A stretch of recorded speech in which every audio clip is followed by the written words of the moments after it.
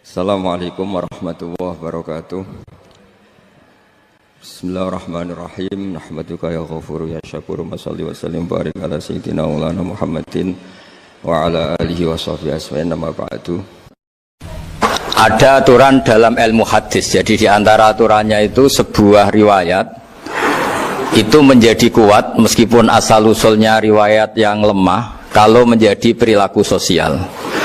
Karena perilaku sosial itu menunjukkan didikan atau pendidikan atau tarbiyah dari leluhur sampai kita. Misalnya saling memaafkan. Itu hadis tentang persisnya saling memaafkan mungkin banyak yang masalah ketika teksnya ada yang sampai menyebut fatasofaha salaman. Bisa orang berdebat hukumnya salaman kayak apa, apalagi musim sekarang. Orang saling curiga untuk nggak salaman itu. Tapi apapun itu perdebatan dalam persisnya teks, jika diperkuat oleh perilaku sosial, maka hadis itu menguat menjadi baik. Saya cerita tentang hikmah syawalan sebagai amanat yang dipesankan di sini. Syawalan di Indonesia itu identik dengan minta maaf. Ya, jadi kalau id itu dari kosakata audun maknanya kembali.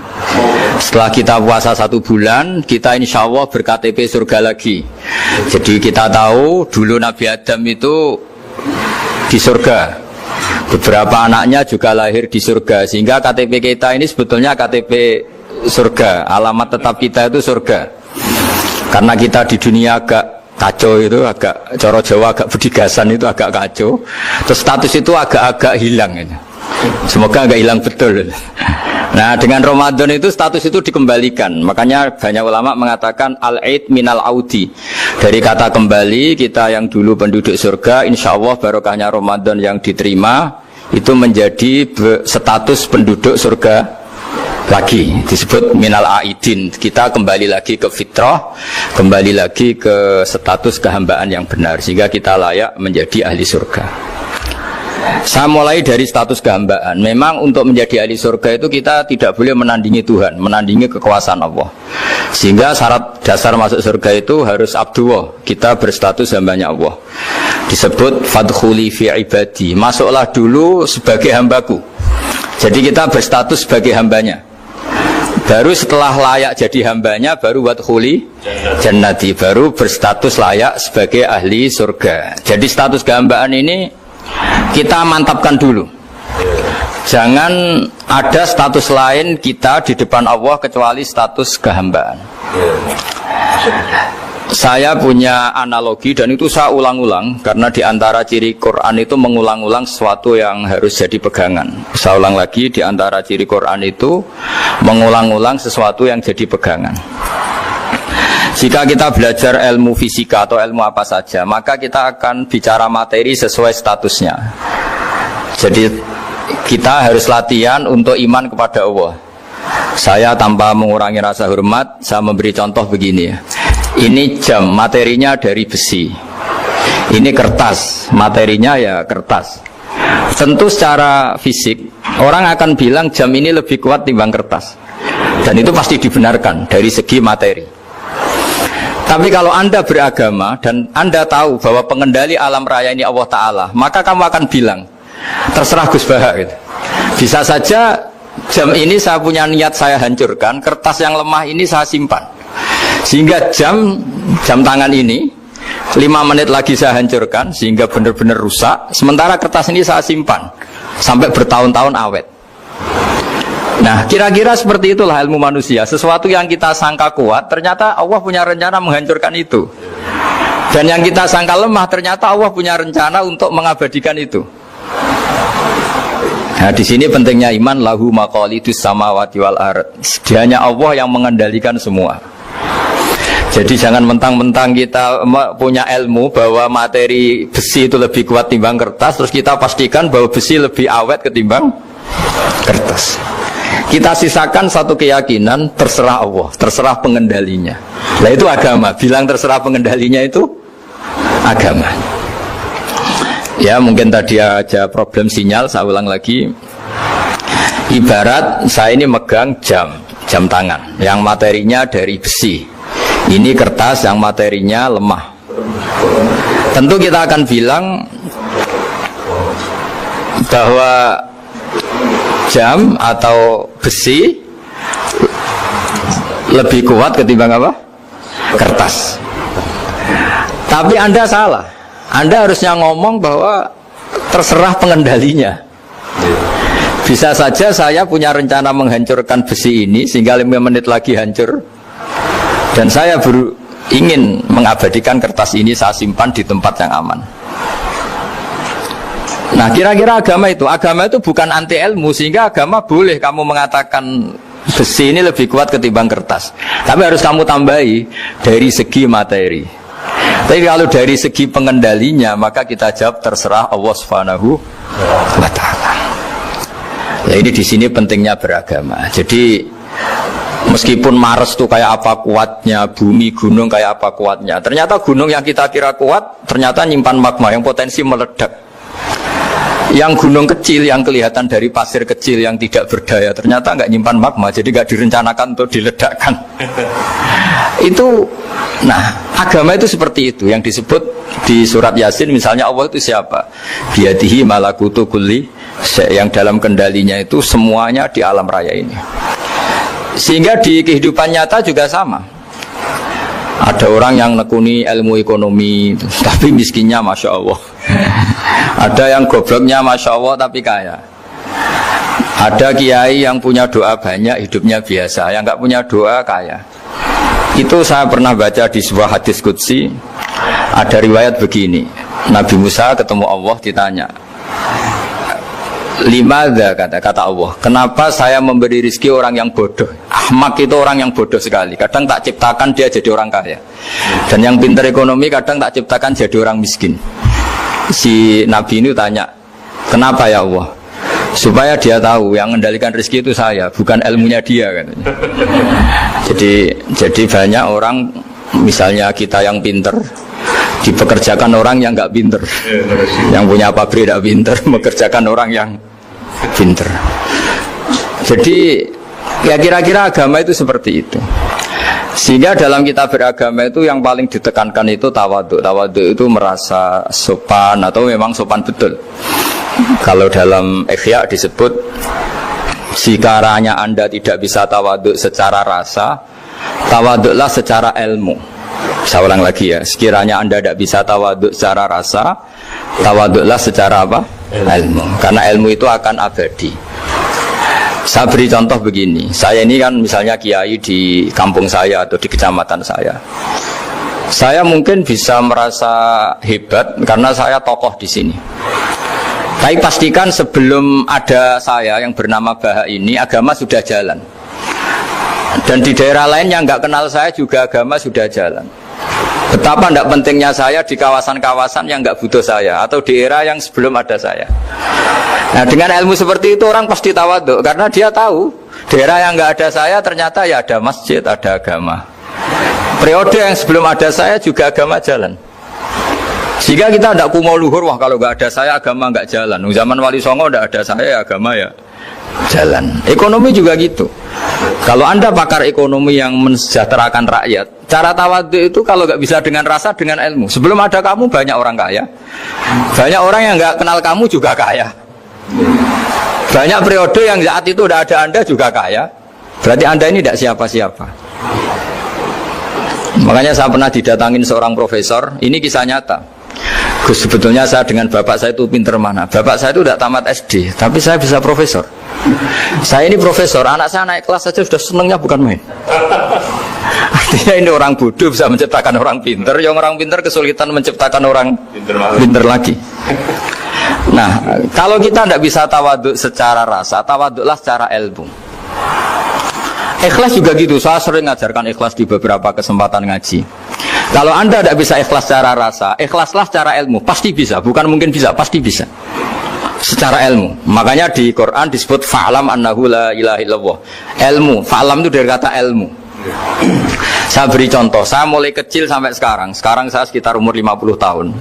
Mulai kecil sampai sekarang itu ya bilang kalau kertas ini putih. Itu ya ada yang gaji, ada yang bayar, tapi saya selalu bilang kertas ini putih. Yang hitam ya saya katakan hitam, yang merah saya katakan merah. Kenapa? Karena itu fakta. Saya ulang lagi, karena itu fakta. Sehingga saya untuk mengatakan putih tidak perlu ada yang bayar.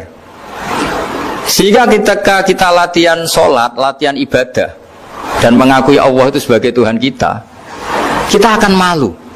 Loh, faktanya Allah itu kan Tuhan. Mau mengatakan fakta kok minta upah, ini gimana? Kita mengatakan Allah Tuhan itu sama dengan mengatakan kertas ini putih. Sama-sama itu fakta. Sama seperti saya mengatakan Pak Jokowi itu presiden kami. Itu kan fakta. Masa nunggu kalau dikasih BLT katakan presiden, kalau enggak ya enggak. Itu kan ribet jadi. Pak Panut misalnya rektor UGM, mbok saya enggak digaji di sana atau enggak kerja di sana, bilang kalau beliau itu rektor. Pak Ganjar gubernur Jawa Tengah, mbok saya dikenal apa enggak ya beliau tetap gubernur. Lama sekali kita mengatakan fakta itu ikhlas. Ikhlas itu artinya enggak minta apa-apa, karena kita ingin ngomong sesuai fakta. Nah Allah Tuhan itu fakta gitu. Nah kenapa untuk mengatakan Allah Tuhan nunggu? Bah, saya ini Tuhan kamu. Ya nunggu dulu Gusti, kalau engkau masukkan kami ke surga engkau Tuhan, kalau enggak ya enggak jadi. Itu tidak bisa seperti itu. Ya Allah tetap Tuhan.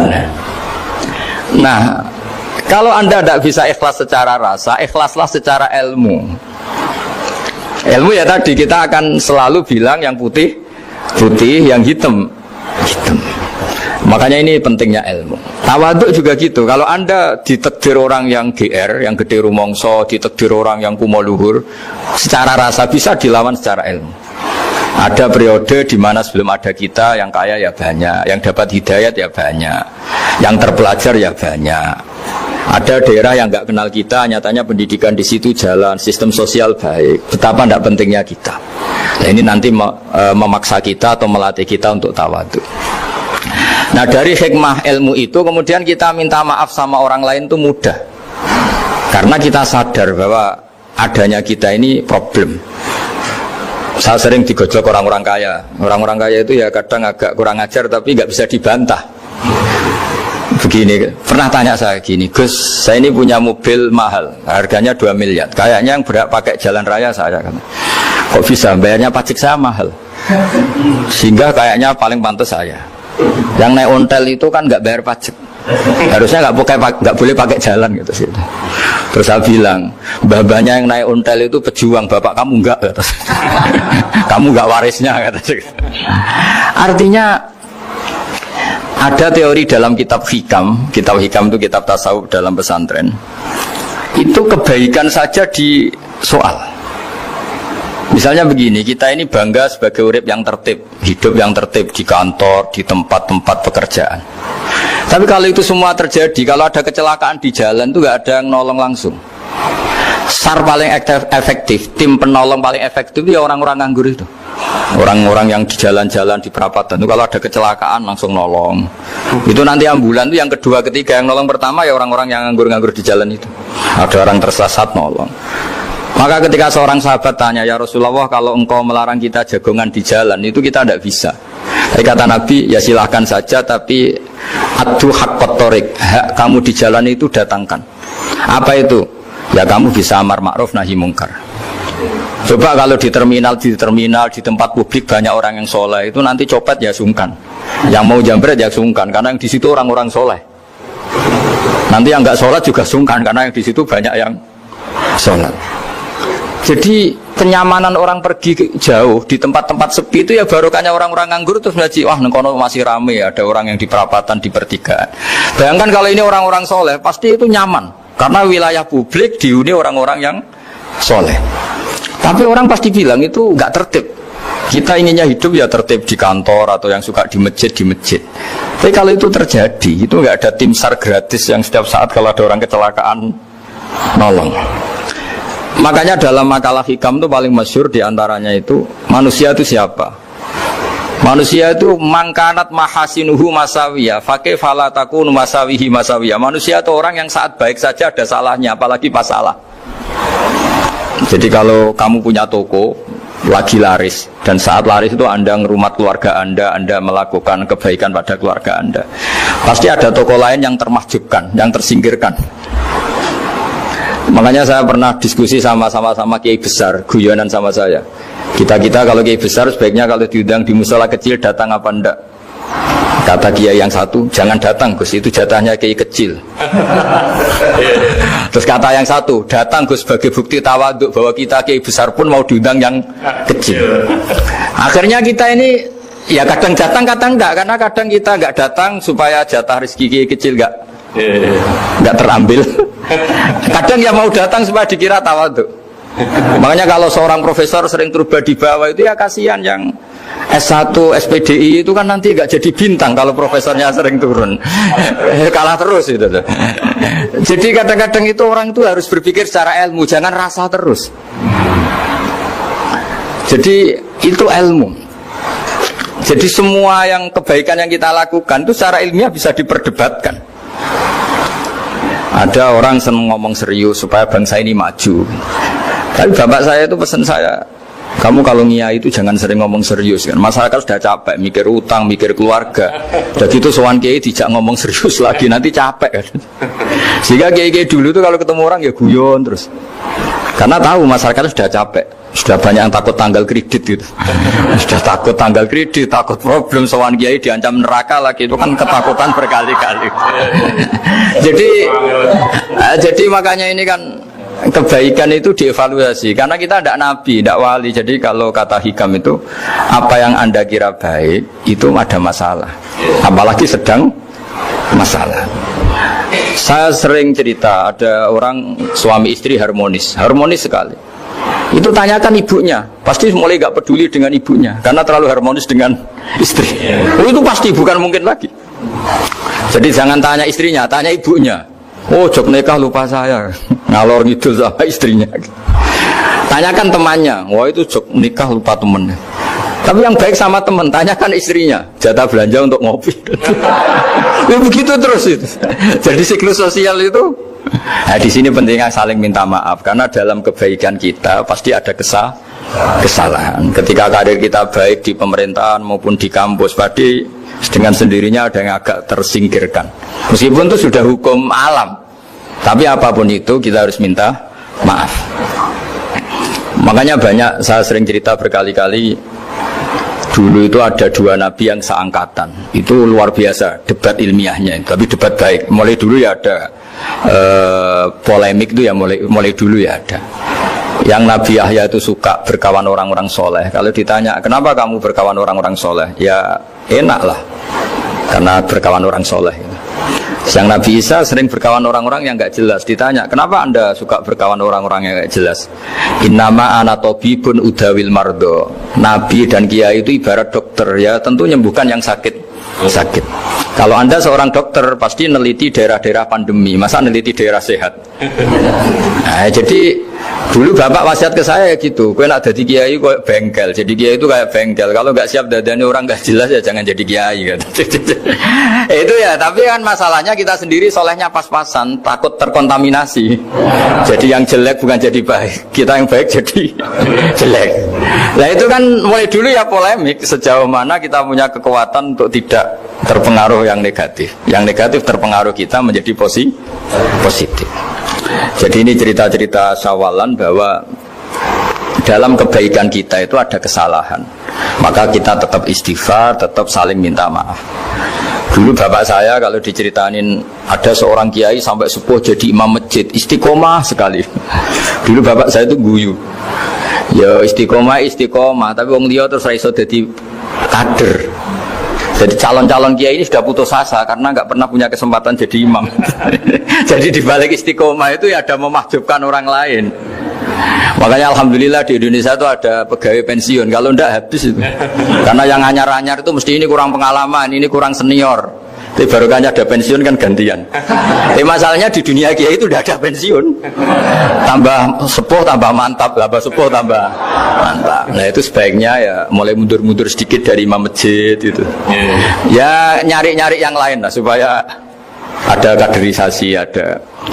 Jadi intinya itu di balik kebaikan yang kita lakukan pun itu ada masalah sehingga kita butuh istighfar. Di sini pentingnya dawuhnya para wali-wali, dulu ada istilah wastighfaruna yahtaju ilal istighfar. Ketika kita minta maaf, sebetulnya minta maaf sendiri itu butuh minta maaf lagi. Minta maaf lagi itu butuh minta maaf lagi. Misalnya saya dengan Mas Hilmi ini akrab, pernah pakai uangnya misalnya. itu kadang kita bayar itu malah tersinggung, kok kayak orang lain saja bayar. Minta maaf juga gitu, kalau kamu punya teman akrab terus minta maaf resmi itu tersinggung, kayak wong liya ae jaluk sepuro. Jadi kadang jaluk sepuro itu malah masalah. Itu kan sama, kamu punya teman akrab terus kalau mau main assalamualaikum sakit masuk nopo boten angsal boten boleh nggak main, itu mesti teman kamu tersinggung, kok kayak orang lain saja. Artinya ketika Anda merasa benar karena protokoler ketika masuk ke teman, ternyata itu salah. Teman kamu maunya nggak protokoler karena sudah akrab. Tapi ketika kita merasa akrab, ternyata selonang-selonang dianggap problem, kita tidak pernah tahu. Nah di sini kata ulama-ulama, minta ampun itu kebutuhan manusia, karena dalam kebaikan kita pasti ada kesalahan. Makanya disebut wastighfaruna yahtaju ilal istighfar. Kita selalu diajari Rabbana dzalamna anfusana, ya Allah kita ini selalu mendolimi diri kita sendiri. Jadi saat kita baik pun ada unsur kesalahan. Yaitu tadi, kalau Anda jadi orang pasti ada yang termahjubkan. Kalau Anda kiai besar atau profesor atau pejabat turun ke bawah, ya kalau gubernur turun terus ya bupati gak jadi bintang kan.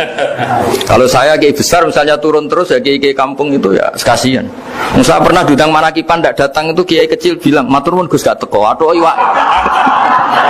iwake gak untuk saya katanya. Jadi barokahnya saya ada itu lucu ya, matur nuwun betul. Matur nuwun Gus jenengan gak dugi jadi. Akhirnya jatah besarnya untuk saya kan.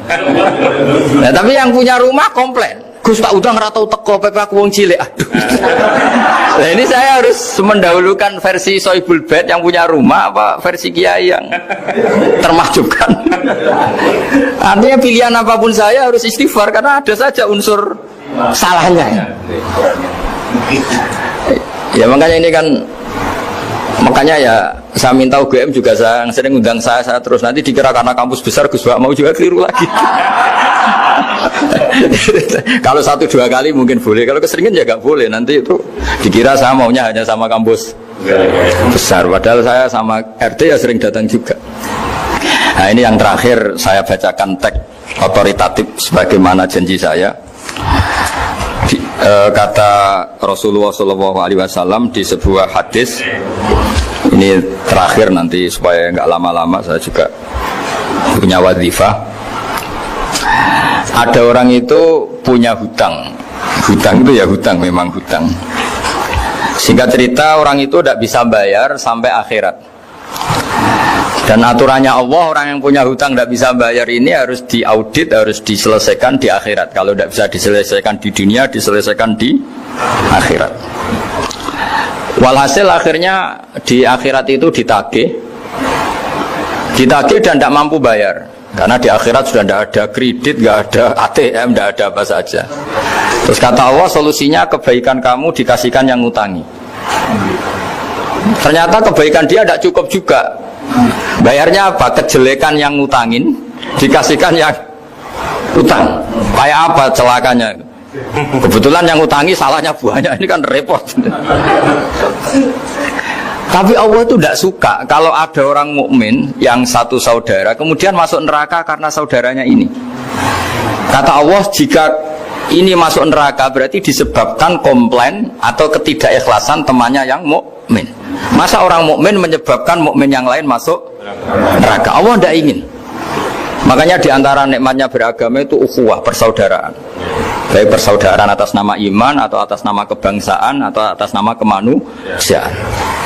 Akhirnya si yang ngutangi ini tadi, jangan dibahasakan kreditur, nanti kita kayak bank, pokoknya yang ngutangin lah nanti. Ya bahasa gampangnya yang ngutangin, karena tidak semua orang ngutangnya sama bank. Sama Allah ditunjukkan satu surga yang luar biasa. Nanti tak baca teks Arabnya ya, supaya dapat berkahnya bahasa Arab. Terus saking mewahnya surga itu, si yang ngutangin tanya, ya Allah itu untuk nabi siapa? Karena semewah itu pasti untuk kelas nabi. Atau untuk wali siapa? Katanya, terus kata Allah, sabda Allah, untuk siapapun yang mampu membeli. Lalu siapa yang bisa membeli surga semewah itu? Kamu bisa. Terus dengan apa ya Allah? Kamu mengampuni teman kamu itu, kamu bebaskan dari utangnya, nanti tak kasih surga itu. Terus akhirnya sama Allah Kata orang itu, ya Allah saya bebaskan. Ya sudah, kamu berdua masuk surga. Karena Allah tidak ingin ada kasus aneh. Dua orang mukmin ini kan bersaudara. Masa bersaudara kemudian yang satu menjadi penyebab masuknya neraka karena ini tidak mau memaafkan. Artinya kalau kita syawalan itu harus benar-benar mau memaafkan. Karena kalau tidak, Anda menjadi penyebab teman kamu masuk neraka. Jadi kita janganlah jadi orang mukmin yang menjadi problem bagi saudara kita. Jadi makanya saya itu berharap ada wali utang saya terus tidak bisa bayar, karena ini masih dibela-belain Allah ini. Karena Allah nggak ikhlas kalau ada walinya masuk neraka. Jadi kalau ada wali utang kamu itu utangin saja, doain, nggak bisa nyaur, no? Nggak bisa bayar. Nanti ini akan dibela-belain Allah di akhirat. Karena wali ini nggak pantas masuk neraka. Ya, jadi kalau ada wali utang kamu mau bayar, sudah Anda tidak usah bayar, nanti di akhirat saja gitu. Nah, yang ribet kalau yang kamu utangin dia ahli neraka, kamu nagihnya disuruh masuk neraka. Nah, itu ribet itu. Sudah utang dia ahli neraka. Dia tak baca teksnya supaya ini ada di kitab Ihya halaman 197 juz 2. Status hadisnya waqala sahihul isnad, kata Imam Hakim, hadis ini sahihul isnad.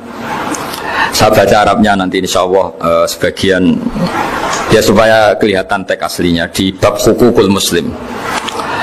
Bainama Rasulullah sallallahu alaihi wasallam jalisun izdhika hatta badat sanayahu. Nabi ketika santai-santai duduk tahu-tahu tertawa sampai gigi depannya itu kelihatan. Jadi tertawa sangat sampai gigi depannya kelihatan. Yang notabene beliau sering hanya senyum, kali ini tertawa betul sampai gigi depannya kelihatan.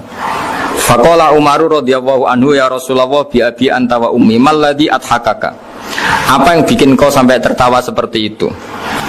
Qala rajulani min ummati jasaya baina yaday rabbil izzah. Dua lelaki dari umatku sama-sama sungkeman nuntut keadilan di depan Allah. Jasaya itu sungkem, duduk bersimpuh itu kalau dalam bahasa Arab itu apa? Namanya jasiyah. Faqala ahaduhuma ya rabbi khudli madlamati min hadza. Faqala wa rudda ala akhika madlamata. Qala ya rabbi lam yabqali min hasanati syai'un. Faqala wa ta'ala li talib kaifa tasna'u bi akhika wa lam yabqalahu min hasanati syai'un.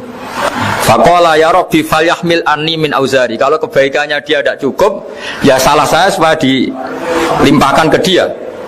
Terus summa fadat aina Rasulillah sallallahu alaihi wasallam bil buka. Nabi di tengah-tengah cerita itu nangis, senangis-nangisnya karena habis senang lalu nangis karena ini kan kebaikannya sudah dikasihkan habis, nggak cukup. Akhirnya kejelekan yang utangin ini diberikan. Makanya kalau kamu ingin masuk surga, utangi orang-orang soleh sebanyak-banyaknya dan doain, nggak bisa apa? Nyaur. Tapi tak jamin orang soleh itu nggak suka utang karena hidupnya sederhana ini. Kayaknya saya tidak akan utang Mas Ilmi itu. Karena orang soleh itu hidupnya sederhana, pasti tidak butuh. Kalaupun utang paling ya untuk makan, kan gampang nyaurnya apa? Terus kata Rasulullah, faqala inna dzalika layaumun azimun yauma yahtadun nasu fihi ila yuhmala anhum min auzarihim. Terus fayaqulu Allah ta'ala lil mutadzallim irfa basarak. Coba kamu lihat yang di sana itu ada apa? Fanzur fil jinan, coba surga itu kamu lihat. Faqala ya rabbi ara madaina min fiddatin wa qusuran min dhahabin mukallalatan bil lu'lu'. Saya melihat surga yang begitu mewah, semuanya bertatahkan intan, semuanya materinya dari emas, bertatahkan intan. Lalu li ayyi nabiyyin hadza? Itu untuk nabi siapa? Terus awli ayyi siddiqin awli ayyi syahidin. Terus qala Allah hadza liman a'tas saman. Itu untuk siapa saja yang mampu beli. Qal ya rabbi wa may yamliku dzalik? Siapa mampu beli surga semewah itu? Terus kata Allah anta tamliku, kamu bisa.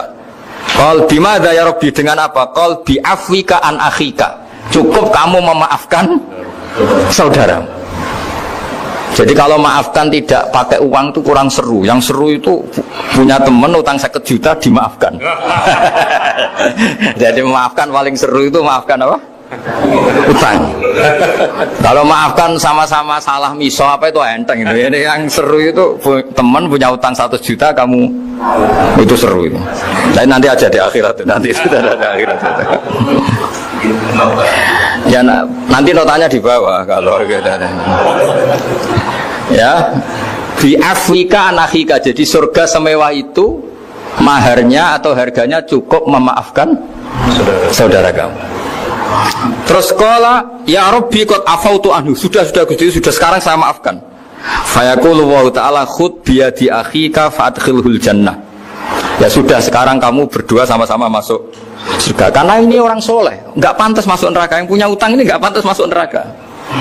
Nah ini yang ribet kalau yang utang ya ahli neraka, yang utang ya ahli neraka. Ngapain debat utang, wong kamu sudah ahli neraka. Hanya tanpa kasus utang pun sudah jatah neraka. Ini ribet kalau ketemu orang-orang yang jatahnya ada di surga. Tsumma sallallahu alaihi wasallam ittaqullaha wa aslihu dzata bainikum fa innallaha ta'ala yuslihu bainal mu'minin yaumal qiyamah. Jadi di antara proyek besar Allah itu menjadikan orang mukmin itu bersaudara dan saling memaafkan. Itu sampai akhirat proyek itu masih dilakukan Allah. Maka ketika di dunia kayak sawalan ini usahakan saling memaafkan karena keinginan Allah sampai akhirat pun seorang mukmin itu saling memaafkan. Ya, jadi ini sebagai penghormatan saya pada teman-teman alumni UGM juga semua muhibbin, semua yang memanfaatkan ngaji ini bahwa kita harus berjiwa besar untuk saling memaafkan. Tak bedheki ana wong kafir 70 tahun, penggaweane zina, mabuk, nyolong. 70 tahun kafir. Bariku 1 menit dipandu kiai nglafatno asyhadu alla ilaha illallah wa asyhadu anna muhammadar rasulullah. Sora mukminan apa sora kafiran? Sora mukminan. Sak kalimat pisan 70 tahun dekne kafir. Terakhir nglafatno la ilaha illallah dihukumi mukmin. Kita mulai cilik mukmin tahlilan ya la ilaha illallah. Bar salat muni la ilaha illallah dihukumi kafir. Dia itu salat, yang salatnya itu tidak seperti salat kamu. Dia lebih khusyuk. Dia puasanya lebih khusyuk timbang puasa kamu. Tapi yakhruju min di'i hadza qaumun yaqra'unal Qur'an la yujawizu hanajirahum yamruquna minad-din murukasahmi minar ramya. Tapi nanti turunan dia itu jadi orang-orang yang senengane maca Quran, senengane salat, senengane poso, tapi penggaweane ngadili wong Islam. Nah, mulane umat Kanjeng Nabi zaman swargane tetep dhuwur. Mergo nak entuk Lailatul Qadar niku. Entuk Lailatul Qadar pokoke anggere poso ya entuk, pokoke anggere jamaah tarawih ya entuk. Ora usah bayangno golek srengenge sing ora panas. Wah, aneh-aneh. Wong Nabi dawuh ora ngono, pokoke anggere mangko Ramadan iman waktu saban entuk Lailatul Qadar. Cuma alamate iku ana ngene. Lah alamat ora kudu roh. Kok malah mbok goleki. Jadi angger sego kuwi wis rasane sego, cuma alamate sego apik ku sing ngene. Ya wis angger kowe wis mangan ya wis kok goleki alamat. Golek emane wong kadang kok lha apa golek Lailatul Qadar kok golek alamat. Lailatul Qadar iku goleki. Lailatul Qadar kok ana alamate tapi Allah ge alamate wis kliwat. Berarti kowe wis entuk golek alamat nak tepak ya roh nak ora ya wis ra apa-apa pokoke entuk. Lho ya alamate kan wis kliwat kan ning gone hadis iki. Alamate bengi Lailatul Qadar isuke iku matahari ora pati terik. Wis kliwat to. Lho iya kan wis kliwat kan? Lah nek misale kowe roh tok tapi ora entuk. Ya tok entuk ora roh kan? Aneh-aneh. Kulo mboten nate lho. Kulo sering takok ndang. Gus nate entuk Lailatul Qadar, Mas. Ah levelku ora takok ngono iku. Amatir ya. Lho ngalamate wis kliwat. Lho nggih, ning hadis alamate wis kliwat to. Kliwat kan? Alamate bengi Lailatul Qadar isuke sobihataha srengenge ngene. Kan gak ono gunane wis. Dadi tidak maksudnya Nabi ngeten angger bengi Ramadan wong Islam sing traweh ora drengki ora macam-macam mau bikol bin salim ya dianggep untuk Lailatul Qadar. Lane dawuh Sidina Utsman malah gampang meneh. Wong sing salat isya jamaah iku padha karo qiyam sewengi. Ora usah salat tahajud ora usah witir, wong isya jamaah wis padha karo iku. Tunggale wong donga wong diutangake terus ning makam ning kuburan ngoten niku kan. Ning omah wong naga semakom ya mau nak ning kene mergo ada kok sing naga mesti. Dadi apa iku pirsa lha repote apa iku pirsa tenan ta ora iku. Mulane dawuhe pengerak dawuhe hadis iku imanan wahtisaban. Ihtisab pokoke orientasine ridane Allah. Lah nak cara ulama-ulama tasawuf nak kowe iktikaf kok golek ayam nggih dari bojo mulih wae. Adepi bojo nyabari ku luwih dhuwur timbang ganjarane iktikaf. Wong diamuk bojo gak tersinggung, gak ngamuk ngempet, iku Allah ridho pol. Dianggap wong kondiang.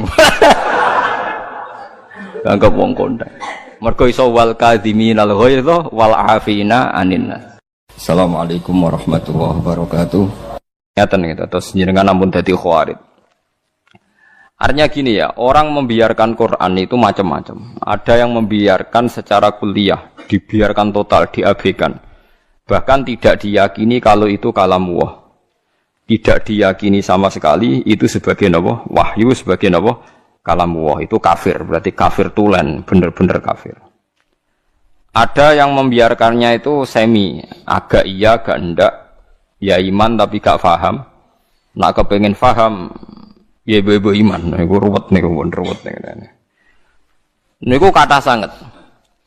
Dan itu ya muslim, tetap mukmin tapi dianggap fasik. Misalnya contoh gampang ngeten nggih, contoh paling gampang. Niki kula waca nggih, terus niki ben jenengan gak dadi khawarid. Kula waca Arabe mengke kula terangaken.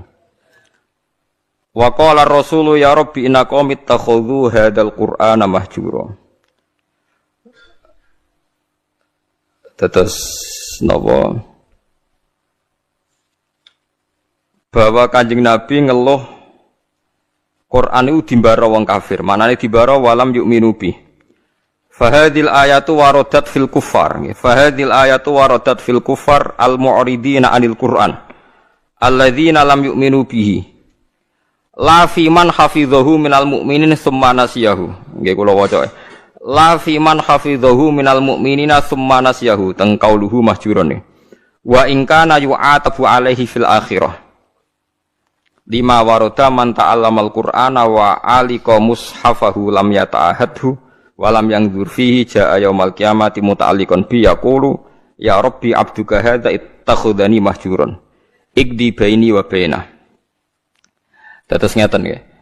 Dawuh Imam Sawi sebagai pensarah Jalalain, dan dawuh ini pasti benar. Saya pastikan benar karena saya berkali-kali baca di Bukhari dan saya ajarkan di sarang di mana-mana, saya ulang-ulang. Ayat ini bagaimanapun turun pada orang kafir yang i'rad meninggalkan Quran itu artinya tidak menganggap itu sebagai kalamullah nggih. Tidak menganggap itu sebagai apa? Kalamullah. Tapi kalau orang mukmin kayak kita-kita ini mukmin, meninggalkan Quran dengan arti tidak mengamalkan, ya tidak mengamalkan, itu mau fasik. Fasik wae ya ora sida kadang-kadang. Mergo taate luwih akeh. Nggih taate. Akeh. Misale ngaten contoh gampang. Wonten tiyang niku maniak perempuan. Nak zina ora gelem tapi nak ra ngegang ning perapatan delok wong ayu ngelu misalnya. Ya akeh ngoten. Wong Islam ku mayoritas nggih ngoten niku. Kelakuane ngoten niku. Nah, itu kan dekne ngerti nek itu salah cara Quran. Qul lil mu'minina yaghuddu min absarihim. Orang mukmin ku nek iso meremno aja sampe delok wong wedok sing mboten mahram, mboten bojo. Wa yahfadzu furujahum, dan menjaga farjinya dari zina. Separuh sukses, misalnya gak zina sukses, tapi nek gak delok ora sukses. Lah itu nanti tepak-tepakan nak pangeran tepak nggih nyepuro misale didelok wis sama Islami suwi wis jenggoten wis macam-macam ati sepuro apa meneh sing wis tetir melarat koyo rugen sepuro wis melarat iku kafaroh iki melarate niku kafaroh macam-macam. Terus wonten tiyang alim biasanya dosa terbesar wong alim rawani nahi mungkar karena ndak punya nyali atau punya perhitungan khas wong alim. Nah itu nanti kena khitab laula yanhahumur rabbaniyuna wal ahbaru an qaulihimul itsma wa aqlihimus sakhat. Mestinya orang-orang terpelajar itu harus mencegah kemungkaran. Nah itu biasanya orang alim ndak punya nyali karena ndak punya otoritas. Misalnya kalau di Indonesia ndak berhak punya SK atau apa gubarno doli. Gampang wali kota. Kiai hanya berteriak zina haram, doli haram, tapi kan gak di otoritas bubarro. Atok wali kotane gawe SK, nganggo pamong praja, iso bubarro. Macam-macam. Riyen di Jakarta ada keramat tungkak sing iso bubarro Sutioso, teng doli sing iso bubarro wali kota sing sakniki wedok. Malah kopi DI ora king PKB. Ah misal, lha boten niki kan ilmiah mawon rasa tersinggung biasa mawon. Boten usah tersinggung. Ah itu yes ngoten niku yes sudah begitu. Tapi ulama mbok arani kalah kalah ambek wali kota sing wedok ubarodoli ki ya keliru. Taruh saja sama hitung saja. Orang yang ndak zina karena didikan ulama mulai sipir, mulai kelas TK, TPA itu jutaan. Taruh saja misalnya Mustafa di murid 20. Ada orang di murid 100. Orang yang dididik supaya anti zina oleh ulama itu hasilnya jutaan, mungkin puluhan juta. Dan mereka punya generasi berevolusi anti zina dan anti zina nganti mati. Itu juga nahi mungkar, karena maknanya nahi mungkar itu al-intiha anil mungkar. Pokoknya kejadiannya tidak jadi mungkar. Itu yang saya sesali dari orang-orang mubaligh. Mubaligh itu sering bilang nahi mungkar itu kayak bubarodoli. Tidak seperti itu saja. Setiap kemungkaran yang dihentikan itu namanya nahi mungkar, karena maknanya nahi itu mencegah. Mencegah artinya tidak melakukan atau tidak terjadi. Dan itu ulama kontribusinya besar, hampir semua pondok misalnya. Kulo nembe buka niki. Kulo nate cerita tentang Pak Rum, Pak Rumanto niku nate cerita. Mas Rum, sing pondok ora usah tenanan. Pokoke ngaji, salat semadhep mulon wis kaya umume pondok. Ora usah ngasihlo santri alim nak tepak ya alim, ora tepak ya wis. Paling ndak kelebihannya pondok pesantren itu satu. Misalnya kiai ini ra alim utawa ora pati bener. Ada kesepakatan mentabukan zina. Jadi kelebihannya pondok pesantren itu ada kesepakatan mentabukan zina, mentabukan nyolong, mentabukan melakukan sesuatu sing asusila. Sehingga kita punya konsensus dengan tradisi mondok, tradisi TPQ, TPA itu ada konsensus di mana barang buruk dihukumi buruk. Kowe ora usah bayangno ideal, percontohan ideal, metu hafid yang nganti lanya, rak dilombakno menang, laris itu sudah usah begitu, sudah usah berlebihan begitu. Ini penting kalau aturaken. Jadi maling juga sama. Polisi nangkep maling berarti nahi mungkar karena malingnya tidak jadi maling. Tapi jutaan orang tidak maling, yang malah nggak pernah maling, mergo didikane ulama. Polisi tak nangkep sing wis tau maling, ya nahi mungkare wis kadung tau maling. Mbubaro ning doli wis kadung tau zina. Kalau ulama malah didik santri, didik umat mulai cilik. Dan banyak jutaan orang yang bahkan nggak pernah zina karena didikannya ulama. Mulai sing nganggo karisma sampai sing meden-meden iso ben diris alat kelamine macam-macam. Iku modele rugen sing iso nerangno. Sing iso nerangno wong tau zina wedok sok men dicubles iku iku bagiane rugen aku ora mentolo nerangno. Wis macam-macam lah oleh ngekeki penjelasan. Nah itu kula baleni malih. Bahkan di antara akidah ahli sunnah ini rungokno tenan. Sampean boleh ndak cocok, tapi nek ora cocok keliru, neraka sampean. Iki nasib pangeran. Intajtanibu kaba'ira ma tunhauna anhu nukaffir ankum sayiatikum. Wong sing sukses ngilangi dosa gedhe iku insyaallah dosa cilike disepuro. Misale kaya ruhin biasane perapatan delok wong wedok, ya ditulis mbek Allah, mripate ruhin dosa, atine angen-angen tapi ora kasil ditulis terus pangeran. Ditulis. Tapi dekne sukses ninggalo zina. Pokoknya aku nak delok gelem tapi nak zina ora ngarah. Itu iso wae ning akhirat di sepuro. Mergo barokahe ninggal dosa gedhe. Misale sampean gubething mbek tangga, penggaweane ngrasani iku dosa. Tapi iso di sepuro mergo gak nyantet, gak mateni. Jadi di semua segmen dosa kan ana kelas atas. Misale ra cocok nganti mateni kelas atas. Tapi nak ngrasani tok kelas ringan. Seneng wong wedok zina kelas berat. Tapi nak ndelok tok kelas ringan. Iku iso wae iso ben iku barokah ngeduwi sing gedhe, sing cilik di sepuro. Jika kamu jika kamu menjauhi dosa-dosa besar, nukafir angkum sayiatikum. Wes wong zuhud-zuhud ora percaya lah piye wae iku dawuhe pangeran. Kowe kudu iman dan ini menguntungkan Mas. Kowe kudu iman. Paham nggih? Pokoke anggere kasil ngaduwi sing gedhe, sing cilik di sepuro. Tapi pertanyaannya jare Fathul Mu'in, masalah sing cilik iku terus wis kadung gedhe. Kan gak sida cilik. Akumulasinya kan gede. Makanya Rasulullah pas nerangno wahyu iku sempat guyon ngene jare Nabi. Kowe roh gunung jare dawuhe Nabi. Nggih ngertos ya Rasulullah. Gunung gedene ngono iku kok butiran pasir cilik-cilik. Dadi sawae dosane roh cilik-cilik wis dadi butiran pasir sing wis dadi gunung. Lah iku melane jare Fathul Mu'in nak narifi wong saleh iku sapa? Wong saleh iku wong sing taate luwih akeh timbang maksiate. Ora kok ora tau maksiat ora mungkin wong. Cuma masalahnya akumulasi maksiat ini kan tinggi sekali. Maksiat misalnya, contoh gampang wong melarat lah, sing biasa ning perapatan, maksiat itu siji ndelok wong wedok maksiat, ngrasani wong sugih maksiat, engko hasud maksiat, tukarane mbek bojo maksiat. Wes pokoke terus, nah sing wong sugih maksiate iku ya padha, ndelok wong wedok iku padha, melarat sugih padha. Aneh masalah. Ndelok wong wedok sombong, nyepelekno wong, ngagul dunyane padha. Lah itu asal kowe iso ngilangi sing gedhe iku insyaallah ana kemungkinan besar sing cilik niku disepuro. Tapi syaratnya kudu tetep cilik. Paham ya? Ya kene rungokno syaratnya kudu tetep cilik. Mergo gunung gedhene ngono iku kok akumulasi kumpulane butiran-butiran apa pasir. Masamu gunung apa? Watu sitok mboten ya pasir cilik-cilik niku ditumpuk sakmono ramene dadi napa? Gunung. Gambar buaya, mbok gambar dinosaurus iku titik. Titik akumulasi dadi gambar napa? Dinosaurus. Dan masamu gambar gak kok titik sitok.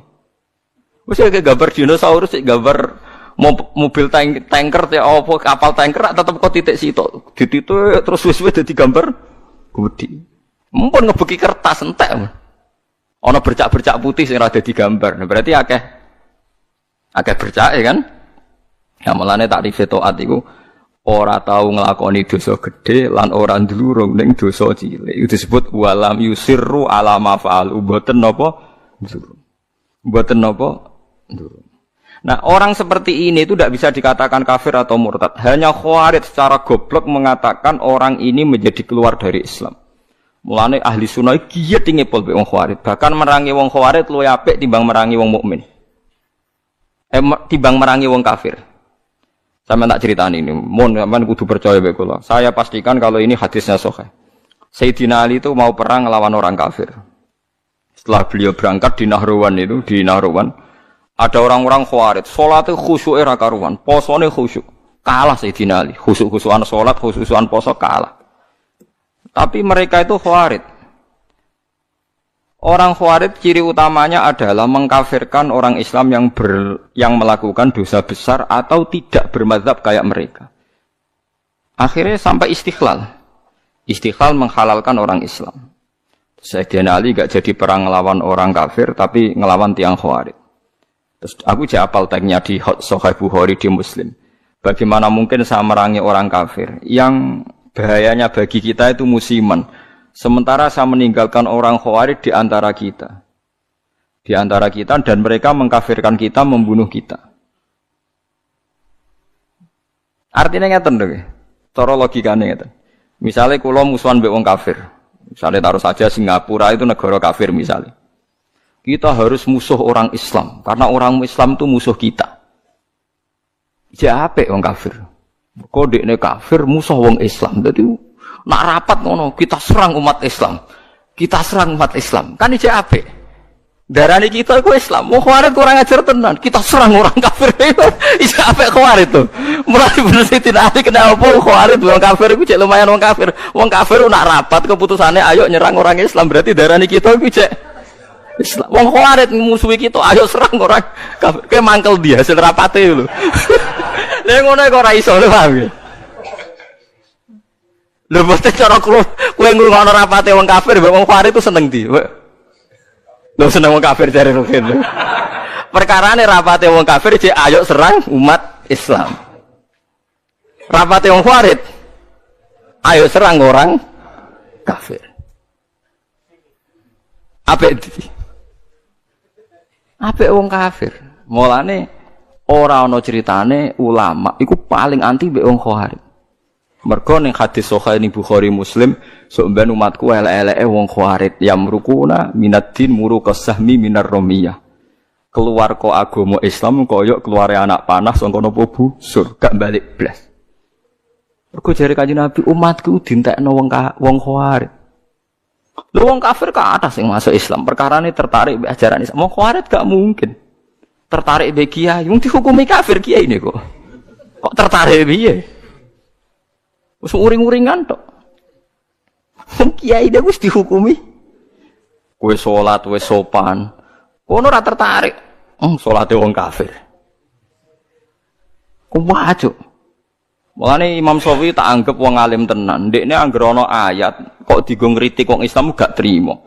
Oke, wong hafal Quran lali dikritik pangeran, tapi tetep ora mlebu ayat iki. Maksudnya Imam Syafi'i dawuh, oke wong hafal Quran lali iku dikritik pangeran, tapi tetep gak mlebu ayat iki. Jadi paham nggih, mulane sampean iku kudu de musuh ben seru, urip iku ben apa seru. Tapi yo gak usah musuhan ambek wong Islam. Nak musuhan dia sing ringan-ringan, selain nengan mbek bojo, rasa-rasanan mbek tonggo, terus pokoke aja nyantet, aja mateni, paham nggih. Nek ora cocok iku ya pokoke ngrasani nggih kelompok lah, nggih geng ngoten nggih, geng kecewa misalnya. Ya misalnya pengurus masjid terdepan nggih kelompok anti takmir saiki. Engko ndekne sing munggah iku gentenan ngrasani wis ngono nggih kegiatan nggih geng, napa? Geng ngrasani. Nah, cara kula bagus itu, ya. Penting ora usah dihalalno wong barang haram, nggih ngrasani iku barang haram, tapi rasa daripada jadi udun wis ben ngrasani wae. Sementing mboten mateni. Disebut napa intas dan ibu kabaira matun hauna anhu nukaffir angkum sayatikum. Kowe nak berhasil ngilangi dosa gedhe, insyaallah sing cilik di sepuro. Mulane akidah ahli sunnah. Senajan to wong ora istighfar ora tobat, tapi nak ngudoi dosa gedhe ku sing cilik diilangi. Wa bistina bin lil kabair tufaru saghairu wa jaludu yukafiru. Wong nak berhasil ngilangi dosa gedhe iku sing cilik mbek Allah napa diilangi. Tapi mau syaratnya sing cilik tetep cilik iku eling-eling sing catatane sing cilik.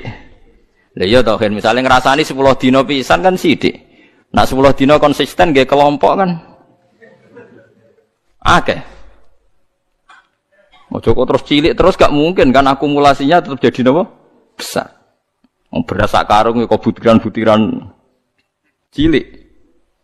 Nah, ini penting kalau peringatakan. Nah, ulama itu harus ngomong gitu terus. Mulane Imam Bukhari dalam juz sekawan termasuk babu Qitalil Khawarid, babu Qitalil Khawarid. Itu beliau pertama mengutip dawuh Ibnu Umar ngendikane Sidina Umar wa kana yarahum syirara khalqillah. Ini dawuh Imam Bukhari. Ibnu Umar berpendapat elek-eleke makhluke pangeran Khawarid. Alasannya kenapa mereka? Kalau apal persis teke teng Bukhari. Intolaku ila ayatin nazarat fil kufar faja'aluha alal mu'minin. Orang Khawarij itu senengane golek-golek Quran. Sebetulnya ayat itu turun kanggo ngritik wong kafir, faja'aluha alal mu'minin, tapi ayat itu kemudian dipakai untuk mengadili orang Islam. Ya taruh saja sing masyhur gini, kita ini kalau ada orang maling kan di penjara. Maling itu di penjara. Orang zina juga di penjara misalnya, orang pembunuh di penjara. Ngoten niku terus dihukumi wong kafir alasane ini pakai hukum liyane hukum Allah wa malam yakum bima anzalallahu fa ulaika humul kafirun. Orang yang pakai hukum liyane Allah dianggap kafir. Hukumnya Allah itu potong tangan bukan di penjara. Padahal kita ini tidak pernah mengatakan kalau penjara itu hukumnya Allah kan tidak mengatakan. Cuma kita tidak punya otoritas. Memang maling itu ora kita ketok tangane, tapi kita tidak pernah mengatakan kalau penjara itu lebih baik ketimbang dipotong tangan. Dan kita tidak pernah bilang kalau hukumnya Allah itu enggak efektif, enggak manusiawi, tidak pernah bilang gitu. Cuma kita hidup di negara yang enggak motong tangan, ya kita bilang pira-pira malingnya ra dikasih Nobel. Wis ngono tok. Tapi jangan pernah mengatakan penjara itu lebih manusiawi ketimbang motong tangan. Nah, itu kafir tenan karena kamu keputusan manusia kamu anggap lebih baik ketimbang keputusan Tuhan. Wis mau ngomong kita tidak berdaya untuk mengimplementasikan potong nopo. Mulane ada orang ini cerita nggih tenggene kitab Hayatus Sahabah, ada orang Mesir dia sok suci protes tenggene Amr bin As bahwa Anda mimpin. Pertama kali gubernur Mesir itu Amr bin As, makanya masjid tertua di Mesir ini masjid nopo? Amr bin As. Itu dulu kan termasuk wilayah gubernuran Umar. Umar mimpin dari Madinah, Mesir dulu provinsi. Wong nak darani kene Al-Qibti napa? Al-Qibti, mulane Maria Al-Qibtiyah. Wong sakniki darane Egypt maknane apa Qibti. Aniku seorang yang sok suci itu bilang ke Amr bin As, kamu itu tidak melakukan perintah Quran. Dilaporan ning Umar, akhirnya dua orang ini datang ke Sayyidina Umar. Datang ke Umar bahwa pemerintahan Amr bin As itu tidak melakukan hukum-hukumnya Allah. Sama Umar ditanya, apa kamu baca Quran min awali hatta akhirih? Apa kamu baca Quran dari awal sampai akhir? Ya baca, ya Amirul Mukminin saya baca. Apa semua yang ada di Quran sudah pernah Anda lakukan? Ya sebagian tidak saya lakukan. Kenapa Anda nuntut orang lain melakukan semua, kamu sendiri tidak, sebagian tidak kamu lakukan? Lho enggak to. Ya misalnya kados ruhin ngeten iki perintah haji dene Gus mutune Gusti nek bangsa kaji barat mboten derek-derek ngono. Wong melarat tuh paling melanggar perintah pangeran, kaji ora, zakat ora ayo misalnya. Padahal yo kaji perintah pangeran, zakat perintah pangeran. Lah kowe ora iso bantah kula ngeten. Wong nak kaji kan manistato ilaihi sabila, lah zakat ora ono manistato ilaihi sabila. Zakat ono aturan wa atu zakat manistato ilaiha sabila. Ora ono pokoke zakat itu tanpa syarat. Nak kaji tah ono syarat. Akeh jihad ngalahno wong kafir, wong larat ra iso nglakoni. Apa meneh wa'idulahum mastata'tum min quwwati wa mir ribatil khaili turhibuna bihi aduwallah. Wong Islam kudu kuat, saking kuwate nganti menggentarkan musuhe pangeran ayo. Wong melarat sing kukar-kukur iso nggetaro musuhe pangeran. Ora iso. Ayo. Mulane bener Kanjeng Nabi, Abu Bakar ku api-api sahabat, tapi ada sesuatu yang enggak bisa dilakukan Abu Bakar, ora pati medeni wong kafir. Abu Bakar wong sopan. Mulane Kanjeng Nabi Abu Bakar Islam yo seneng, tapi cek rong lega Nabi. Angger Nabi mlampah-mlampah ning pasar Ukat iku ana tukang geng. Umar niku tukang geng pasar Ukat. Dadi dekne ku wisane mangan untuk hadiah nak gelut menang terus untuk napa hadiah. Menangan nak gelut. Wowe dekne wis senengane nantang gelut tak menang kudu untuk Nobel untuk hadiah. Iku Kanjeng Nabi mikir, muga sing Islam iki no enak. Islam butuh preman kunane kuno. Mulane ngalim-ngalim ku nak di santri preman rada seneng perkarane iku nak di Islami Mustafa barang ora pati diwedeni wong kafir. Tapi nak sing seneng kiai preman wedi wong kafir, wah ngadepi preman musuhi iki. Mulane kunane kuno anggere wong alim mesti disenengi preman, kira usah kaget. Akhirnya donga Nabi, Allahumma aizzal Islam bi Umar. Muga-muga Islam iki mulya mergo Umar.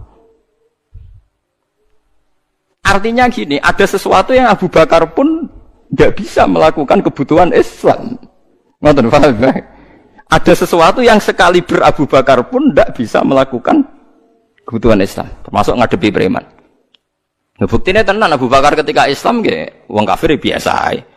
Tetap nyiksa Bilal, nyiksa macam-macam. Barang dongane Nabi didongakno Nabi nek mboten lepat ku dinten Kamis. Sing ngrungokno niku Abdullah bin Mas'ud sempat pireng pas Nabi donga. Ketemu Umar, marhaban bika ya Umar. Muga-muga kowe bejo Umar, aku krungu Rasulullah ndongakno kowe. Pas iku Umar cek preman, Umar ora pati paham luka mlaku ngoten Ustaz. Wonten nang dekne akhire Islam. Apa yang dilakukan Umar Islam pertama? Nabi masih sembunyi-sembunyi di rumahnya Zaid bin Arqam. Omai Arqam lah, Banil Arqam. Nah, pertama Umar Islam harus protes, ya Rasulullah, kita ini orang benar kok sembunyi-sembunyi, yang batil saja berani muncul kok yang benar kok sembunyi-sembunyi. Ya Umar, saya menakutkan kamu, tidak usah takut ya Rasulullah, saya ini Umar. Tenan. Kanjeng Nabi teng daleme Zaid bin Arqam mbek Abu Bakar mbek Sayyid Hamzah timbarno mbek Umar tinggal metu. Marani Abu Jahal pertama, ditotok Umar. Ya Abu Jahalin, kamu tahu berita hari ini? Tidak tahu, saya Umar sudah masuk Islam, kira macam-macam Rasulullah tak baca. Wes marani Abu Lahab, marani kafir. Iku gentenan wong kafir sing delik, paham? Loh, dadi artinya gini, kowe nak Islam terima khusuk kok Mustafa enggak memenuhi kebutuhan Islam. Tapi kok preman yo ora memenuhi kebutuhan Islam, mulang wudu, mulang carane ngilangin. Preman ra iso. Yes ngono, artinya wong saleh sundul langit itu ada kebutuhan Islam yang enggak dipenuhi. Kok kowe maksa wong liya memenuhi. Itu tadi, misalnya kowe ulama. Misalnya saya ulama. Paling iso ndarani zina iku elek tinggalkan. Tapi nak wali kota Surabaya iso gawe SK Barodoli. Ada sesuatu yang enggak bisa dilakukan ulama, malah pejabat. Iso wong roh kabeh sing Barodoli iku wali kota sinten Risma nggih. Nah, sing membubaro Keramat Tungkak riyen zaman Sutioso. Keramat Tungkak dibubaro nganggo SK gubernur dadi Islamic Center. Kiai ra iso. Pengajian ya mau kaya ruhin cerita wong zina ben dicu bersih ngono-ngono tok. Ora iso ruhin ya SK. SK tanda tangane ruhin. Doli apa bubar. Dianggap wong edan sing sing percaya ku sapa. Lah iki cerita. Lah wong ninggal Al-Qur'an iku ana sing gak peduli blas nganggep Qur'an gak wahyu iku wong kafir. Nah wong Islam senajan to ninggal Al-Qur'an iku ndekne iman cuma ra iso nglakoni. Lah iku ora nganti mlebu ayat iki dawuh Imam Sawi wis ta wong Islam saelek-eleke ora mlebu ayat iki. Senajan to yu atabu fil akhirah mergo melakukan kesalahan. Lah klirune wong Khawarij tiap ana ayat ngritik wong kafir karena lafate man itu siapa saja dilebokno wong Islam. Akhire wong Islam dihukumi kafir. Mulane elek-eleke wong Khawarij dawuh Kanjeng Nabi hum syarrul khalqi wal khaliqah. Cuma Nabi mboten menangi tiyang Khawarij. Lan kula nganti mati ya akan ngomong ini terus. Mulane bapak ana santri khusuk mangkali ra karuan. Jare bapak kula nu di guru kali, bapak mbek Mbah Mun. Mbah Mun ambek santri khusuk yo gedeng. Jo khusuk-khusuk jong Khawarij ngono. Perkarane anggere wong khusuk mesti semangate ngadili wong liya. Wong mondok ora tau utang iku gewedenge pol mbek wong utang. Wong mondok kok amen salate ra tau kodok mbek wong kodok gedhinge ra karuan. Padahal jare santri sing kodok nglakoni ilmune jare. Jare nglakoni napa? Ilmune, praktekno ilmu jare. Jadi praktekno ilmu. Sampeyan tak dudono kasus-kasus Khawarij ya. Iku mau satu dawuh Sidina Ali, nek ana wong kafir rapat, ape merangi wong Islam iku dalam rapat iku jek diulang-ulang kita harus merangi umat Islam. Tapi wong Khawarij ning rapate kita menangi tauhid, menangi wong kafir. Aja apik wong kafir. Dan banyak orang kafir masuk napa? Islam. Tak warai iki sampean supaya dadi Khawarij ngeten tak warai. Wong Khawarij itu ukunane iku napa nenten. Cuma riyen mboten dados komunitas.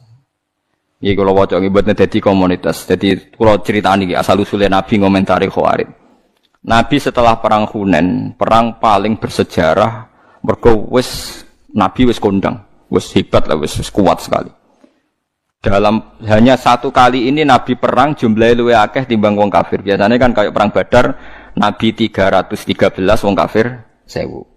Nggih ahli Badrin pinten 313 wong kafir 1000. Uhud Nabi 1000 wong kafir 3000. Jadi selalu jumlahnya itu banyak orang nopo kafir. Perang Hunain itu aneh, wong Islam luwih akeh timbang wong kafir, malah kalah. Jadi pangeran nabi kekasih itu salah sithik wis salah. Perkarane wong Islam ketika jumlahe luwih akeh timbang wong kafir, jare wong Islam lan nughlabal yauma minkillah. Saiki aku ora bakal kalah mergo jumlahe sithik. Mergo jumlahe 10.000, wong kafire mau 3.000. Pokoke akeh wong Islam. Akhirnya Allah malah ngritik wa yauma Hunainin iz a'jabatkum kasratukum falam tughni ankum syai'au. Wa daqas 'alaikumul ardu bima rahubat summa wallaitum mudbirin. Wong Islam malah kalah. Tapi bareng kalah ujug-ujug Allah diparingi menang. Wong Islam diparingi menang. Kan kula nu nate debat mbek seorang kiai. Gus kula tak tangkel jenengan. Kena apa perang Uhud wong Islam kalah. Aku tak muni tak jawab cangkem kula ya elek. Jarine sih mergo melanggar perintah Nabi ning dhuwur gunung. Mulane diparingi kalah. Lah kok akhirnya menang, Gus? Ya jarine ya Islam ya menang. Perang Uhud ya ngono. Pokoke jarine ngono ya ngono. Iki hukum kok muni jarine. Lah kok ya jare-jarine ya. Maksud kula ngeten nggih. Kita ini tidak pernah tahu sing dikersakno Allah piye ora pernah tahu. Tapi kita membaca. Membaca begini. Allah nyalano wong Islam ning perang Uhud mergo ora nurut Kanjeng Nabi. Sepakat nggih? Sepakat. Mohon jelas nggih. Tapi akhirnya wong sing mlayu kok perang Uhud disepuro kabeh mbek pangeran. Ya dadi mati syahid. Sekarang sampean darani kapundhute wong ning Uhud itu syahid napa sangit? Syahid. Dihukumi syahid itu dianggap bener apa salah? Bener. Kiai ini tangklep. Lho Gus wong karuan melanggar perintah Nabi kok dianggap bener. Oh iya salah wong melanggar Nabi. Kowe iku Khawarij temen. Nek ora tobat tak kandakno Nabi kowe iku Khawarij temen. Wong kowe ora kenal Nabi ya ngono. Kok saged Gus? Sak salah-salah wong Islam ku mau melayu ora anut panduane Nabi. Wong kafir luwih salah, yaiku kafire iku. Kok lucu, kowe iso nyalahno wong Islam kok ora iso nyalahno wong kafir. Mulane akhirnya diparingi menang. Sak salah-salah wong Islam iku ya mau melayu kok gunung, ora sesuai perintah Nabi. Lah wong kafir salah ya apa? Kafire iku. Mulane perang Hunain wong Islam disalahno pangeran mergo ujub jumlahe akeh. Akhirnya diparingi menang piye wae sak salah-salah wong Islam cek salah. Wong kafir. Paham ya? Paham ya maksudnya? Mulane kejo terjebak. Lah kenapa wong Khawarij kok luwih salah meneh wong apa wae cek darane Islam kok dene darani.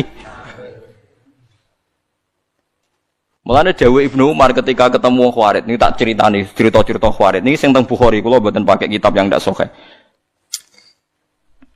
Ning gone Ibnu Umar itu pernah santai teng pinggire Ka'bah. Niku wonten tiyang Khawarij datang. Takok, wonge alim Khawarij saged ngaji.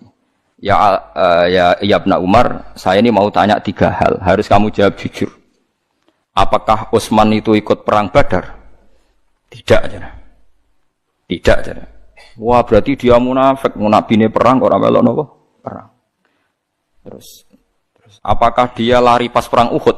Ya, dia termasuk orang yang ikut lari. Wah, berarti wong ora bener. Wong mlayu kok perang itu dosa napa? Gede.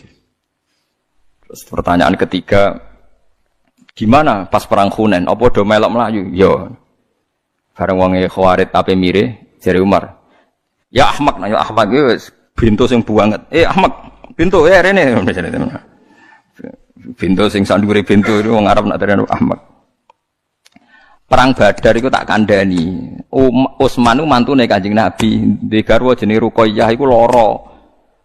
Utsman ape melok ora oleh mergo kon ngrawat garwane. Sing gak liya adalah putrine Kanjeng Nabi. Dadi sing ra mulai perang Kanjeng Nabi aja hukume munafik ora melok apa? Perang. Ngerti blok kowe? Ngampun. Mulane pas perang Badar menang, Utsman dikei saham Nabi, wong dikei saham berarti dianggap melok perang. Ora kok tahalluf koyo munafik. Lah soal Utsman maju ning perang Uhud iku ora Utsman to, meh kabeh.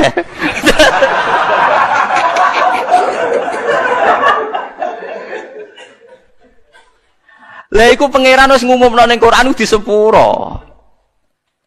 Paham nggih? Innal ladzina tawallaw minkum yaumal taqal jam'an innamastazallahumush syaitanu bi ba'di ma walaqad afallahu anhu. Wong sing mlayu ning perang Uhud ku piye wae ana salahe, tapi Allah wis nyepuro. Walaqad tu redaksine Quran lam ku lit taukid, qad ya lit taukid. Allah wis bener-bener. Lha wong Allah wis ngumumno ning Quran di sepuro kok kowe gak nyepuro. Iku wong Khawarij, dadi pangeran sing ngumumno di sepuro wae dekne karepe ora trimo. Eleke kok ngono.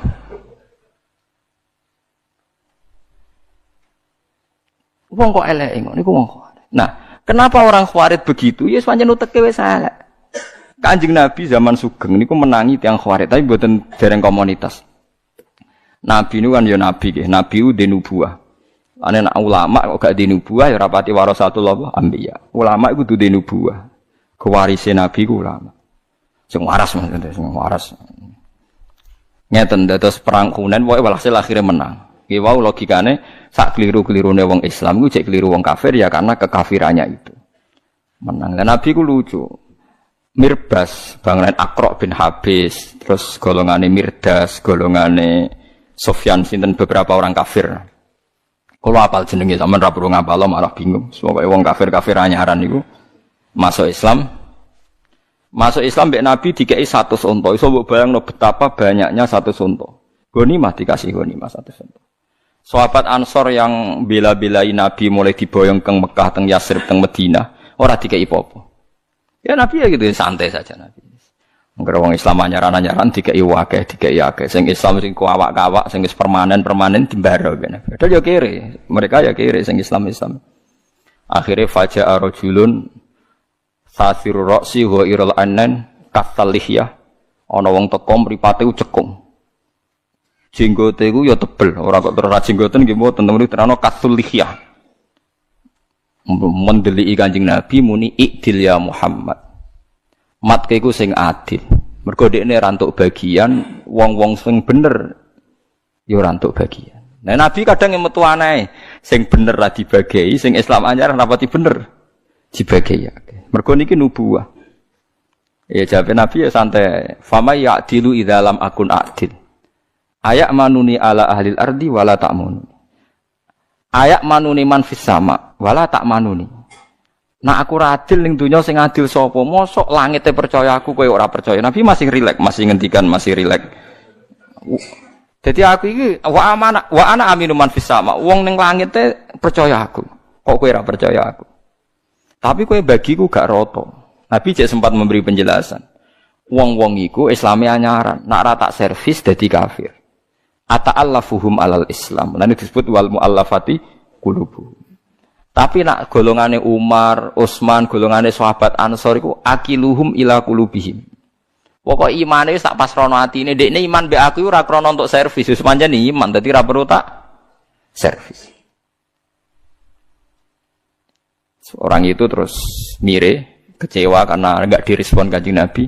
Umar matur, ya Rasulullah, izini saya membunuh orang itu. Wong kok nganggep Nabi mboten apa adil. Umar wis pokoke pikirane ku mateni, hobi.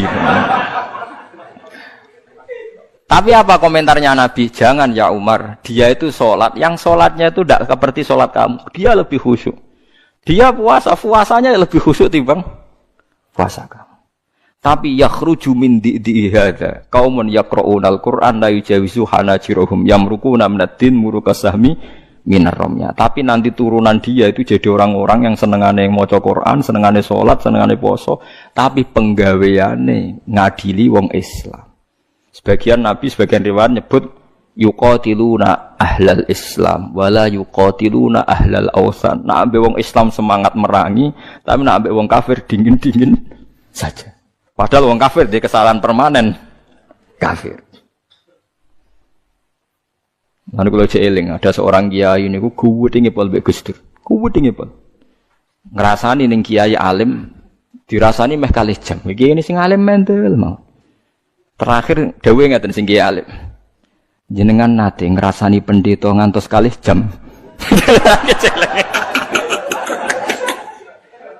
Mboten nate yai. Astagfirullah. Jenengan ngrasani kiai pinter, ngrasani pendeta mboten pinter.